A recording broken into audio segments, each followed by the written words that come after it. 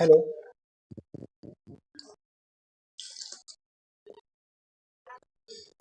अच्छा, ठीक आहे. कालच्या लेक्चरला आपण पाहिलं होतं, दोन आयोग पाहिले होते. त्यात एक होतं अं, विद्यापीठ विश्वविद्यालय आयोग, आणि नंतर पाहिलं होतं माध्यमिक शिक्षा आयोग.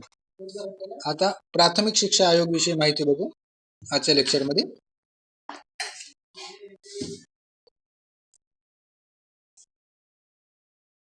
भारत सर्वकारेण विश्वविद्यालय शिक्षण आयोग शिक्षा आयोगस्य माध्यमिक शिक्षा आयोगस्य च निर्माणात् अनन्तरं 1964 तमे वर्षे जुलै मासस्य 14 दिनाङ्के प्रोफेसर DS कोठारी महोदयस्य नेतृत्वे प्राथमिक शिक्षा आयोगस्य निर्माणं कृतम्. काय म्हणते, भारत सरकारने काय केलं, विश्वविद्यालय आयोग, विश्वविद्यालय शिक्षा आयोग, त्यानंतर माध्यमिक शिक्षा आयोगानंतर 1964 साली 14 जुलै 1964 ला प्रोफेसर DS कोठारी यांच्या नेतृत्वामध्ये, यांच्या अध्यक्षतेमध्ये प्राथमिक शिक्षा आयोगाचे निर्माण केलं. तत्र आयोगेन 1966 वर्षे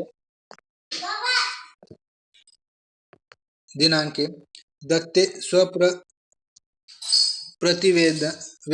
स्वप्रतिवेदने केचन परामर्शाः कृता ते एवं संती. मग ह्याचा आयोग 64 मध्ये स्थापन झाला होता. त्या आयोगाने सगळा अभ्यास करून जे ही समिती होती, त्या समितीने जो अहवाल सादर केला, तो अहवाल सादर झाला 29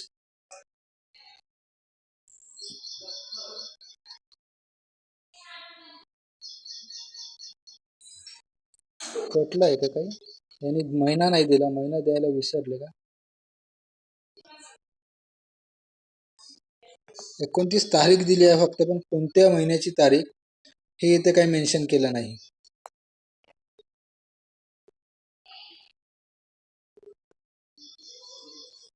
ठीक आहे, आपण नेटवर बघून घेऊ. मग 1966 तारीख लावू द्या.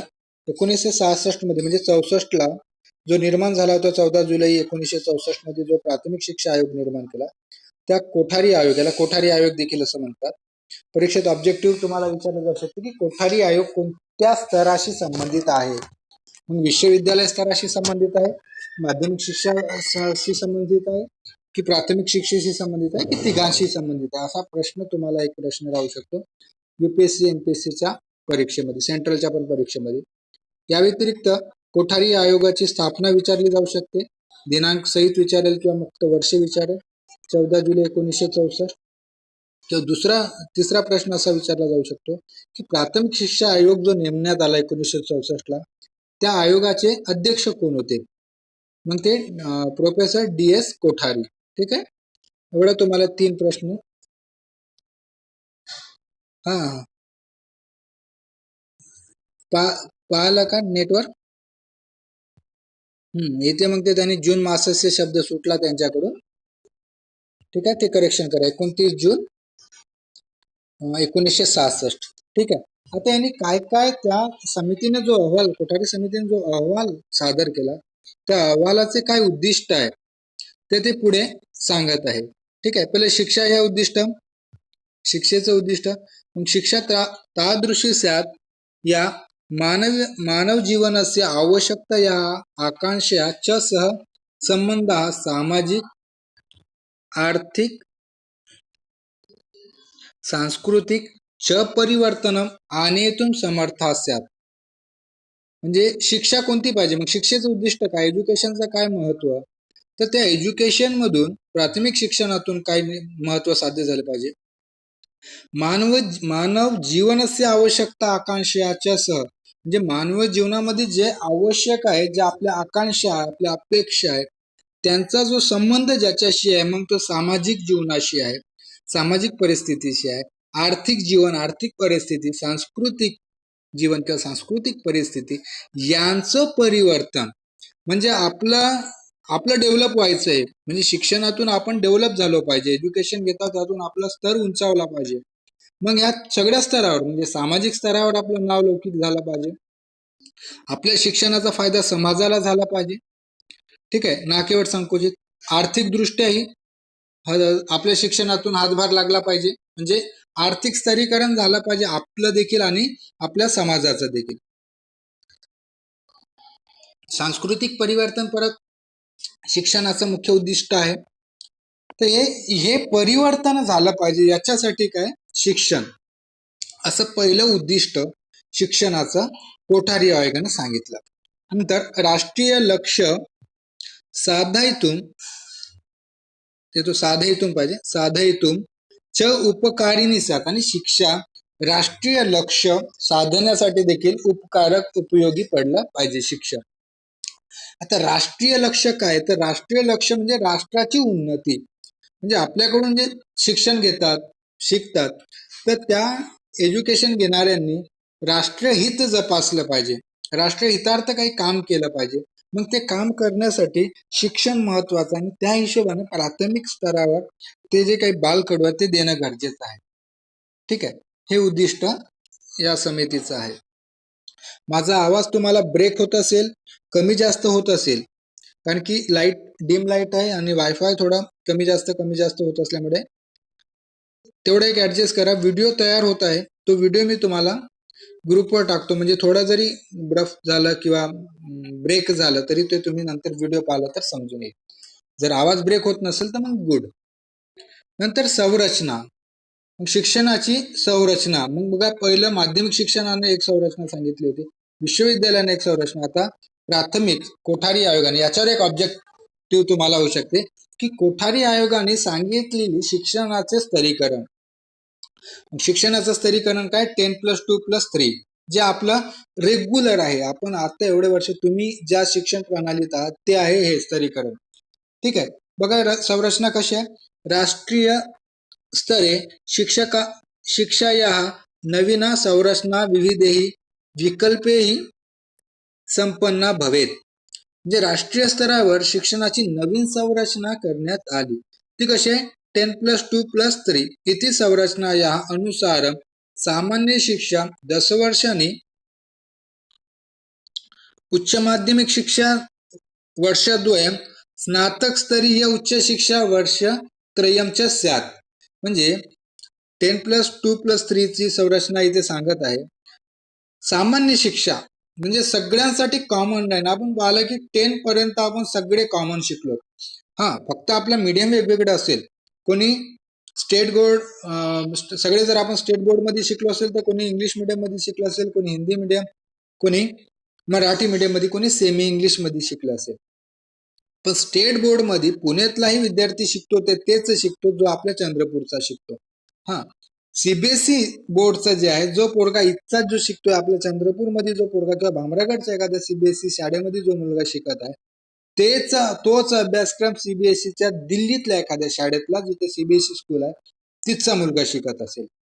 ठीक आहे, म्हणजे एवढं सामान्य आहे. कुठेही जा हा स्तर, मग स्टेट बोर्ड असेल तर अगदी महाराष्ट्रात कुठेही गेलं तरी स्टेट बोर्डला तोच अभ्यास, तोच पाठ्यक्रम. सीबीएसई गेला तर सीबीएसईच्या हिशोबाने परत एक नवीन अभ्यासक्रम आयसीएस म्हणून आहे, तो एक वेगळी युनिव्हर्सिटी, तो वेगळा, जसं बोर्ड आहे, स्टेट बोर्ड आहे, सीबीएसई बोर्ड आहे, तसं आयसीएस नावाचं एक परत आहे. ठीक आहे, तर त्या हिशोबाने ते वेगळं असेल, परंतु एक बोर्ड घेतला तर तो कुठेही जा तो सामान्य, ते स्तरीकरण 10व्या वर्गापर्यंत कॉमन राहिलं. नंतर मग 11वी-12वीला 2 स्तर, 11वी-12वी 2 स्तर. हा, याच्यात मग ऑप्शनल झालं, म्हणजे तुम्ही स्टेट बोर्डची जरी 12वी देत असाल तरी त्यात सामान्य स्तर नव्हता, वेगवेगळे, म्हणजे 11वी-12वी वेगवेगळे स्तर आहे, वेगवेगळ्या फॅकल्टी आल्या, जसं कॉमर्स आहे, सायन्स आहे, आर्ट आहे, व्होकेशनल आहे, सीबीसी आहे. ठीक आहे, म्हणजे सायन्सही करणारा पोरगा काही सारखा नाही 12वी 11वी-12वी, कोणाचं मॅथ आहे तर कोणाचं मॅथ नाही. ठीक आहे, म्हणजे हा जो बदल होतोय, कोणाचं मराठी आहे तर कोणाचं हिंदी आहे. म्हणजे स्टेट बोर्ड मध्येच 11वी शिकलेला पोरगा, 11वी-12वी शिकलेला पोरगा, 2 मुलं सारख्या अभ्यासक्रमात शिकले नाही. बोर्ड एकच आहे, म्हणजे हे सामान्य स्तर नाही, याच्यात थोडी आपण काय म्हणतो, हे होतं, निवड होती, विषय निवडायला. 10व्या वर्गापर्यंत ज्याला अडचण गेली गणिताची, खूप पाणी पेत पेत ज्याने 10वी पर्यंत गणित कसं तरी सहन केलं, तो पुढे सायन्स घेतला तरी मॅथ घेत नाही. हा,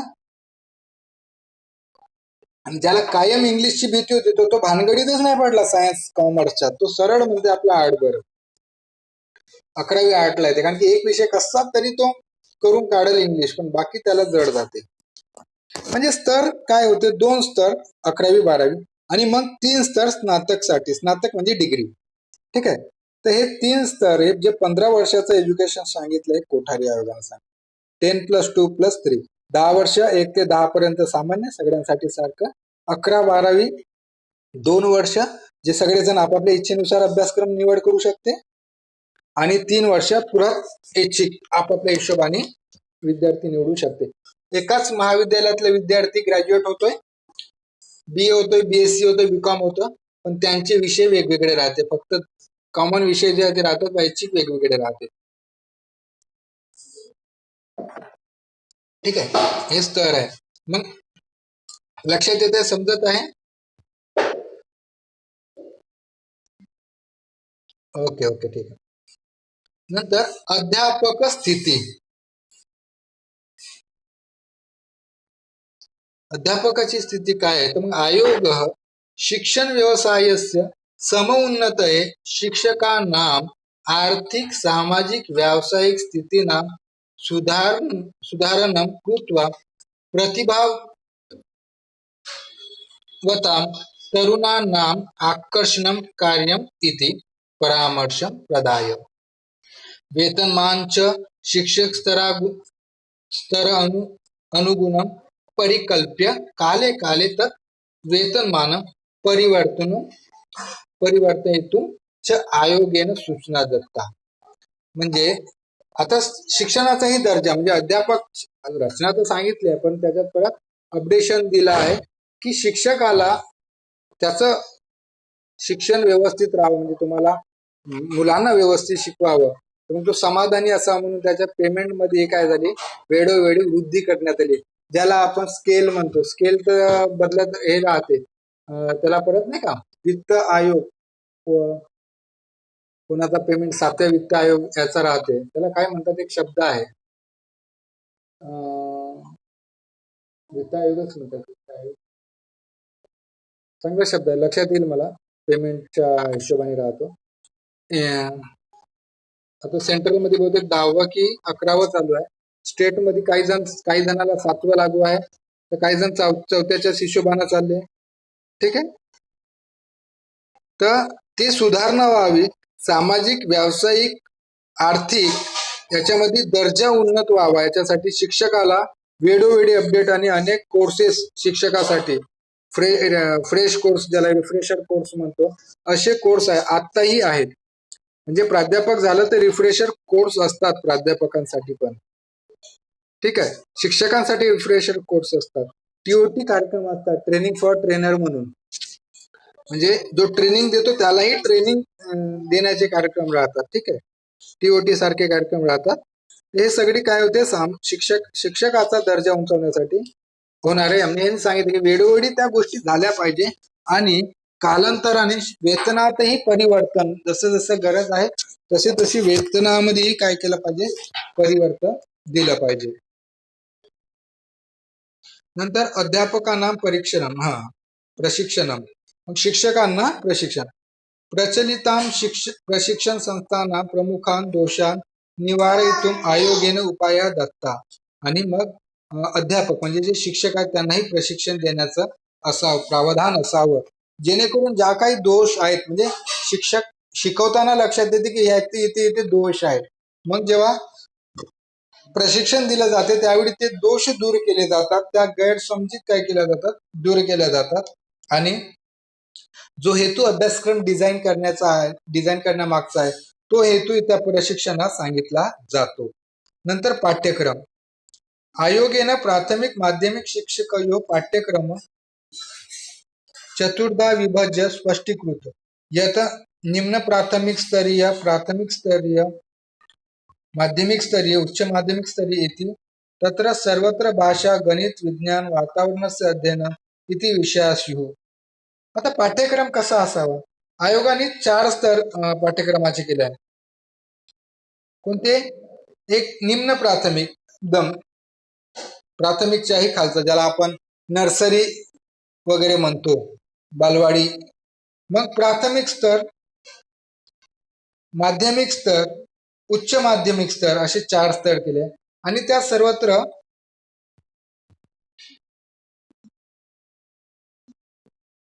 त्यात सर्वत्र काय, भाषा, सगळ्याच भाषा, गणित, विज्ञान आणि वातावरण ज्ञान, ज्याला परिसर अभ्यास म्हणतो, या सगळ्या विषयाचा सहभाग असावा. आणि नंतर 6वा मुद्दा, पाठ्यक्रमे त्रिभाषा सूत्रम. हा एक परत ऑब्जेक्टिव्ह मध्ये विचारला जाऊ शकते की पाठ्यक्रमामध्ये त्रिभाषा सूत्र कोणत्या आयोगानं सांगितलं, तर ते कोठारी आयोग. त्रिभाषा सूत्र म्हणजे काय? आपण शिकलो 3 भाषा, एक आपली मातृभाषा मराठी, एक राष्ट्रीय भाषा हिंदी आणि एक इंटरनॅशनल लँग्वेज इंग्लिश. 3 लँग्वेज आपण 10वी पर्यंत अभ्यासला की नाही? हा, तर तेच सांगत आहे, ती 3 भाषेचं जे काही विभाजन केलं ते केले कोठारी आयोग. सामान्य शिक्षा यासह सृजनात्मक क्रियाणां कार्यानुभवस्य समाजसेवायाः च शिक्षा भवेयुः. अति आयोगेन उक्तम भाषा सूत्र अपि स्वीयु नूतनं मत प्रतिपादन यथा. म्हणजे सामान्य शिक्षा म्हणजे 10वी पर्यंत सृजनात्मक काहीतरी इनिव्हेटिव्ह करावं, काहीतरी वेगळं शिक्षण द्यावं. मग कार्यानुभव सारखा आपल्याला विषय होता की आपण काय करायचो, फळं करायचो, चटई करायचो, म्हणजे आपण स्वतःचे एफर्ट्स लावून काहीतरी बनवून शाळेत न्यायचो. कार्यानुभव नावाचा एक विषय होता. हा विषय सगळ्यात सुप्त गुण आहे जे ते डेव्हलप करण्यासाठी होता.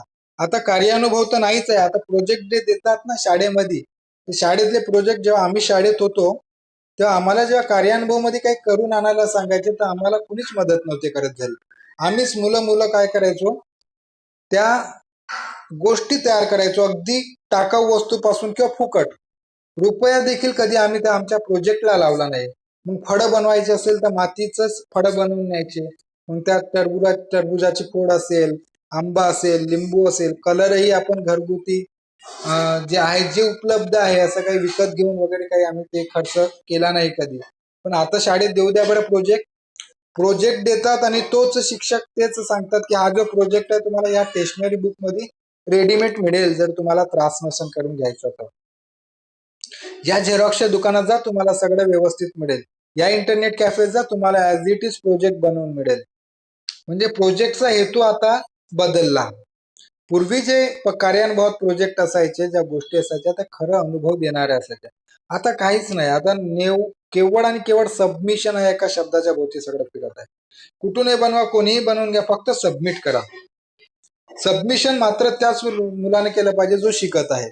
बनवला कोणीतरी चालते, ठीक आहे. हा दोष आहे. आता हा सदोष दूर करणं आता जवळजवळ परत कठीण आहे. म्हणजे सगळी लक्झरी लाईफ झाल्यामुळे. का दादा क्लास घेतो, बस व्यवस्थित. नंतर मातृभाषा प्रादेशिक भाषाचे आता 3 स्तर सांगितले. मातृभाषा प्रादेशिक म्हणजे आता आपली मातृभाषा मराठी, महाराष्ट्राची प्रादेशिक भाषा मराठी, राजभाषा, सहराजभाषा हिंदी किंवा इंग्लिश, आणि मग तिसरी भाषा होती आधुनिक भारतीय भाषा, युरोपीय भाषा येते, म्हणजे त्यात तिसरी मध्ये इंग्लिश येते, ठीक आहे. नंतर उच्च शिक्षा,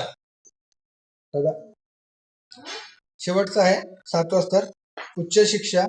नवीनस्य विज्ञानस्य अन्वेषणाय राष्ट्रीय चेतनायाः नेतृत्वाय प्रतिभायाः च विकासाय देशीय कृषी कला विज्ञान प्राद्योगिकानां विकासाय च उच्च शिक्षा भवेत इति आयोगेन प्रतिपादितम. आता शेवटचं खूप शिक्षा विषय सांगितलं की उच्च शिक्षा हवी. कशासाठी हवी? काहीतरी नवीन करण्यासाठी, विज्ञानातले शोध अन्वेषण म्हणजे शोध, रिसर्च, शोध लावण्यासाठी, राष्ट्रीय चेतना नेतृत्वाय प्रतिभा म्हणजे राष्ट्रीय चेतनता निर्माण करण्यासाठी, राष्ट्रीय नेतृत्व निर्माण करण्यासाठी उच्च शिक्षणाची गरज आहे. आणि ते देणं बंधनकारक, म्हणजे 12वी नंतर, ग्रॅज्युएशन नंतर जसं रिसर्च आहेत, रिसर्च ते रिसर्च किंवा मास्टर डिग्री आहे, तर ते ती उच्च शिक्षा देणं आवश्यक आहे. विकासात्मक देशाच्या राष्ट्राच्या विकासात्मक ते करणं अगदी आवश्यक आहे असं मत कुणाचं होतं? राष्ट्रीय म्हणजे प्राथमिक शिक्षा आयोग किंवा कोठारी शिक्षा आयोगचं होतं. कोठारी आयोगचं होतं. मित्रांनो, हे 7 मुद्दे कोठारी आयोगाने आपल्या शिक्षणाचा अहवाल जेव्हा सादर केला तेव्हा सांगितले. समजले का? हो. नाही, ठेवू दे दादा. समजलंय? हॅलो, नक्की समजलंय? चला चला. इथे